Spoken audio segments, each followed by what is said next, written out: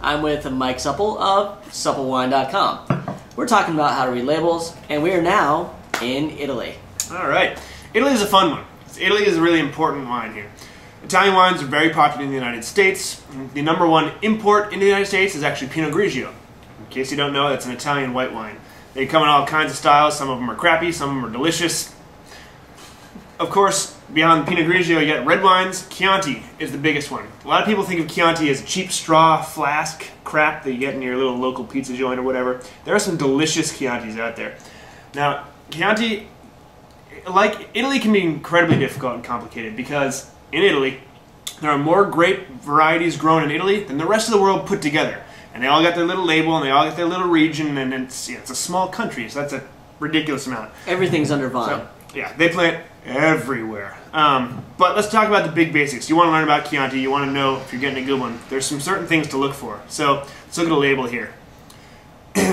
First thing you're going to see is the producer.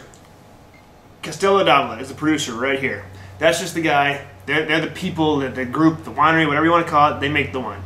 All right, that's if you like following a name, you like a producer, you want to follow them, sure, that's good to know. Next thing, 2004. That's the vintage. That's the year the grapes were picked. 2004 happens to have been a very great vintage for Tuscany, for the region that Chianti is in. So that's just, sometimes important to know what years are good, what years aren't. 2004 was a great year, and there's a lot of them available right now to drink, so go look for those. Next you're going to see it says Chianti Classico. Now, this is where it gets a little bit complicated.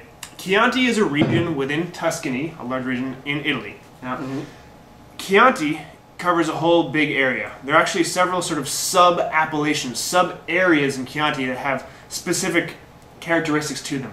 Chianti Classico is sort of the center core, and they kind of consider that, I guess, sort of the roots of where Chianti came from. You're going to see that on a bunch of Italian wines. If you see any type of Italian wine that says something Classico, then you're kind of looking at the best of the best. Exactly. So maybe Suave is a white Italian. Suave Classico. That's Rico. Yeah. Rico Suave Classico. That means it's from sort of a core area. It's legally defined, and it's just a little bit better quality. So when you see that on the label, that usually means it's better quality. It also means it's more expensive. Next thing you're seeing on this label, see the word Reserva underneath there. Now that has slightly different meanings depending on what part of Italy you're in. Again, it's controlled by law. It's a little different in each region, but basically it means it was aged for a certain amount of time before they released it. It had a certain number of years in oak, a certain number of years in bottle, and then it came out to you. Again, that usually means that it's better quality. It always means it's more expensive. So, anything else on here you need to know? Something that you should know is that it doesn't say the grape on the front of the bottle anywhere. So that's one major difference, right, between New World, California, Australia, Argentina wines, and Old World wines. In the Old World, like Italy, like France, somewhat in Spain, they're a lot more about the region than they are about the grape. The reason for that is they've had a lot more history, many more years coming up and making those wines. So instead of knowing this is a Cabernet, you say, oh, this is a Chianti, and that means it has certain characteristics. Because Chianti, while it is made from the grape Sangiovese, mostly, but they're allowed to blend in little things. They're actually allowed to blend in up to 10% of some white grapes. It just happens to be whatever's in the guy's field that makes Chianti. And so it's more important in the Old World about getting a certain style. Chianti's going to taste like this. It's going to smell like this. It's not necessarily about the grape. You're going to find that everywhere in Italy and everywhere in the Old World. Some wines, some bottles, they will list the name of the grape. It's their choice. In some regions they're allowed to, some regions they're not. Sometimes they do it just for the American market because we're used to seeing the varietal. One other quick thing about Chianti. See at the top of it, this little rooster? That's another sort of government seal. That rooster, they can only put the rooster on wines that are from Chianti Classico. Again, Chianti Classico is the region within Chianti. You're also going to see these little pink strips at the top of Italian wines. The government does control quite a bit of quality wine.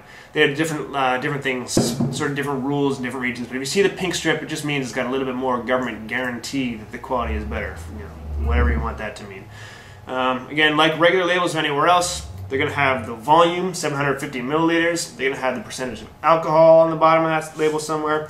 Import labels are going to tell you a little bit more about the importer. They're going to have the U.S. government warnings, maybe a barcode here and there, and that's about it. So that's Chianti for you. Now we're looking at a little older bottle, and we just want to show you something different. I mean, this is 1983. This is Amarone. Sorry, Mike. Sorry. Finish that drink, man. It's all right. So an important thing about Italian wines they can label the wines in different ways. Some of them label by the region. Some of them will label it by the grape. Some of them will label it by sort of a cultural or historical myth. There's a particular wine they just call it est. EST is what it's a long myth we can get into some other time, but they're just different ways. But so Chianti again is the region. This one here, Amarone della Valpolicella. The region is Valpolicella. Amarone is not the grape.